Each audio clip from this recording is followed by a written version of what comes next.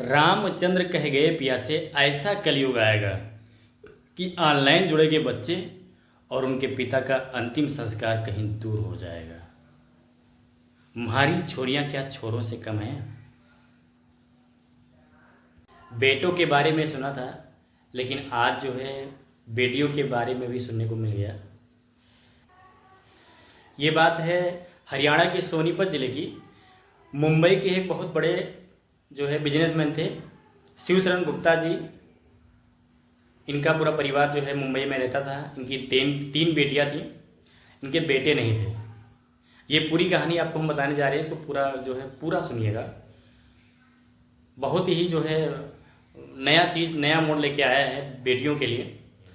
कि ये जो है मुंबई के बहुत बड़े बिजनेसमैन थे शिवशरण गुप्ता जी। ये हस्बैंड वाइफ और इनकी 3 बेटियां रहते थे मुंबई में। एक समय में इनका बहुत बड़ा बिजनेसमैन थे, इनका कारोबार अच्छा चल रहा था।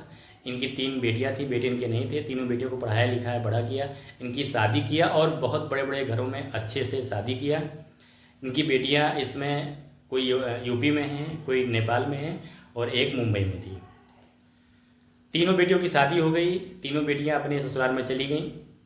शादी होने के बाद में क्या हुआ कि कर्जा ज़्यादा हो गई और इनका जो है घर द्वार सब बिक गया, इनके पास पैसे नहीं बचे।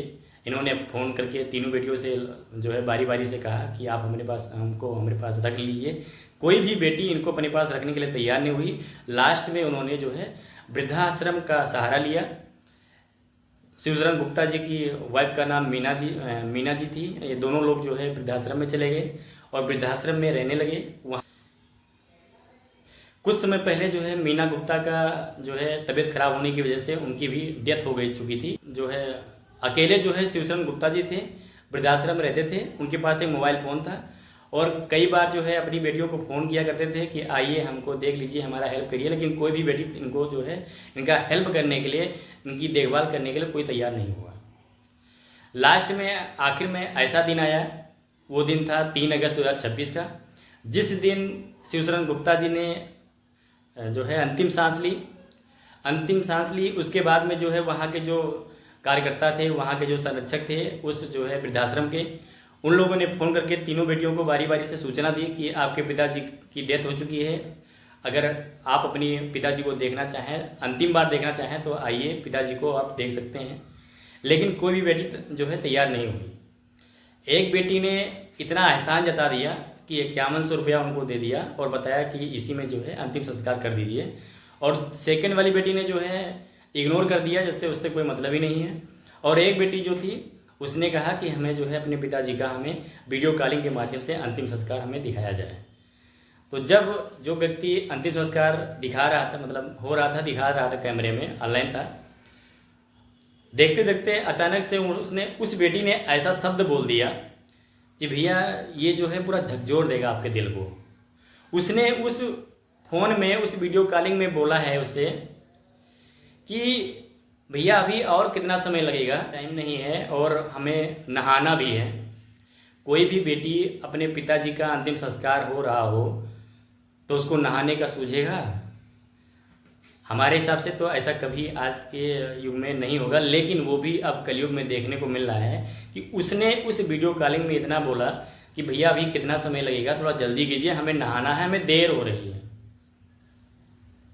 तो जो भैया कभी सुनने को मिलता नहीं था, आज इस कलयुग में वो भी देखने को सुनने को मिल रहा है। वही कहते हैं ना कि मारी छोरियां क्या छोरों से कम है। बेटों के बारे में सुने थे।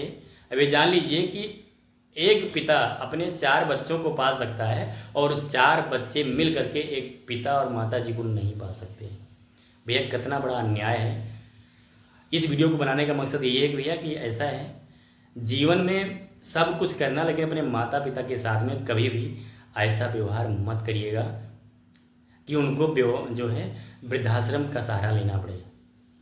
अपने माता पिता की सेवा करिए, माता पिता को भगवान से भी बढ़कर उनको मानिए, उनकी पूजा करिए।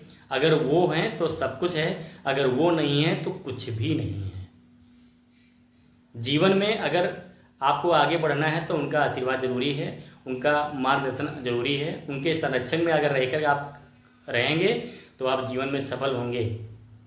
और अगर माता पिता नहीं हैं, तो भैया आपके लिए कुछ नहीं है, सब कुछ बेकार है।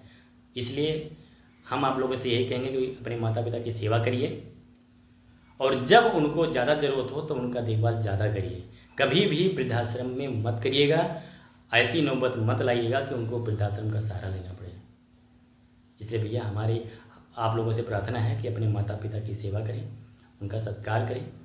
मेरा भैया आप लोगों से यही प्रार्थना है कि हमेशा अपने माता पिता की सेवा करें, उनका सम्मान करें। अगर वो हैं तो सब कुछ है, अगर माता पिता नहीं हैं तो कुछ भी नहीं है इस दुनिया में। धन्यवाद।